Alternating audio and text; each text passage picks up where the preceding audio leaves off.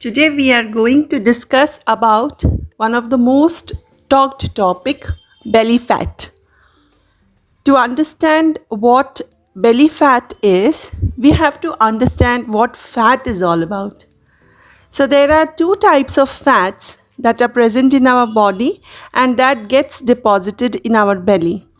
The first one is a subcutaneous fat and the second one is visceral fat. Now, subcutaneous fat is a fat that gets deposited under your skin. And the visceral fat is the one which gets deposited in and around our organs. In our organs. Now, a very common name of visceral fat is belly fat, of course. We can have both type of fats stored in our belly or our midsection. Generally speaking, the fat that you can pinch is the subcutaneous fat, whereas visceral fat lies behind the abdominal muscle, where we have cavities between the organs. This is the place within the cavities we see visceral fat. Now, this fat is formed generally around the stomach, liver, and intestines in our midsection. Let us understand why this fat is undesirable. This fat leads to crowding of internal organs. That is, there will be less free space for our organs. Secondly, this fat is metabolically very active. Being high level of metabolic activity releases increase of inflammatory substances and free fatty acids into our blood, which increases the risk of health problems like heart disease, type 2 diabetes, etc. So we understand that visceral fat is more risky for us than the subcutaneous fat. This fat makes our body resistant to insulin. Now, insulin resistance can make it difficult for us to lose weight. To understand this, let us understand what the natural insulin produced by our body does. Now, the insulin is our energy storing hormone. It helps our body to understand fats and carbohydrates, right? When we develop insulin resistance in our body no longer responds as they should be to insulin. And as a result, our body cannot make use of carbohydrates and other food nutrients that they should be doing or they once had been doing. As a result, a chronically very high level of blood sugar and insulin level is secreted in our body. This blocks the release of fat from the fat cells. So when we get too much visceral fat, we get into a vicious cycle of fat accumulation and weight gain. Now, how to deal with it?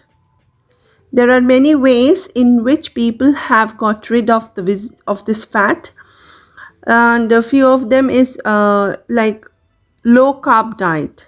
Okay, so low carbohydrate diet disrupts the cycle by keeping the blood sugar low and thereby reducing the insulin work, that is storing of energy.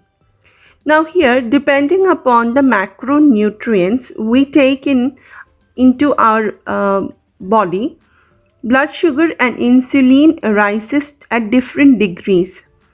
As a result, they start functioning normally. That is in the way to help us to get rid of this visceral fat. Let me explain you a little more. There are three nutrients, that is macronutrients, that supply us with energy. And these are carbohydrates, proteins, and fats. Carbohydrates cause very high rise of blood sugar. Proteins cause moderate rise of blood sugar, and fats are observed to cause very little or negligent rise in our blood sugar level. So, a combination of high fat, low carb, and a moderate protein can help us combat visceral fat easily. One may ask, how is it possible? Because when we follow this kind of a diet, our body comes into a low insulin state and the storage of energy reduces and the consumption of the fat increases. That is, the fats in our body gets broken down. Now, I hope everybody can relate that how low carb diet is more effective than a low fat diet, right? So let us discuss about a very popular way of reducing our visceral fat. This is intermittent fasting.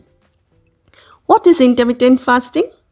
Intermittent fasting is a weight loss method of splitting your day between a period of eating and period of fasting. Like you eat for 8 hours and you fast for 16 hours. You do not eat anything. So we can observe in many Indian cultures who practice no eating routine after sunset or after the last prahar, what we say, or period of the evening, like 7 p.m. in the night. So the total concept here is of again a low carb diet. See, when you have a low carb diet or low carb food, it reduces insulin spike, and during intermittent fasting, as there is no food at all, the activity of insulin also reduces, resulting to reduced insulin spike. And we achieve a state where the body reboots into a fat burning mode. So here we can see, without fasting or without dieting too much, we can achieve our targets with intermittent fasting. However, complete fasting for days and not having food at all, they have very reverse and dangerous effects on the body. So I would suggest that this is the best way to reduce visceral fat from the body than complete fasting. There are many studies which have documented all the above information that I have told you, and you can Google them for your better understanding also. Now, the third and the most effective way of reducing belly fat is regular exercise. This provides direct and indirect metabolic advantages that will help you to reach your goal faster.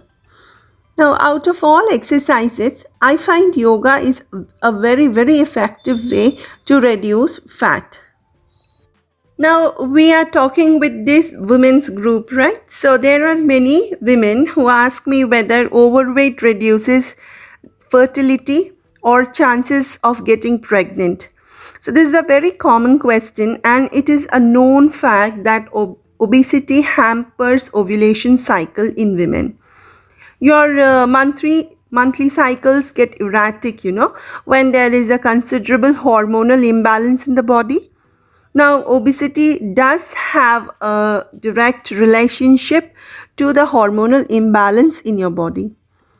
Hormonal imbalance can cause a lot of other issues also, like polycystic issues or pimples on your face, or too much of a hair growth, irregular monthly cycles, very less or very increased blood flow during your cycles. Definitely, any obese man or a woman will have primary infertility problems. In men, the sperm quality or scarcity of sperm is related to hormonal function.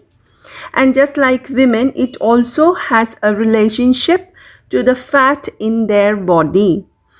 Treatment that we can see commonly are hormone replacement therapy or bariatric surgeries, but there are natural ways that I have discussed with you to get rid of your belly fat. To conclude, I would say obesity is not good. It affects on our sleep pattern, our mood swings, and overall health. There is a lot to learn when it comes to reducing your fat and getting back into shape.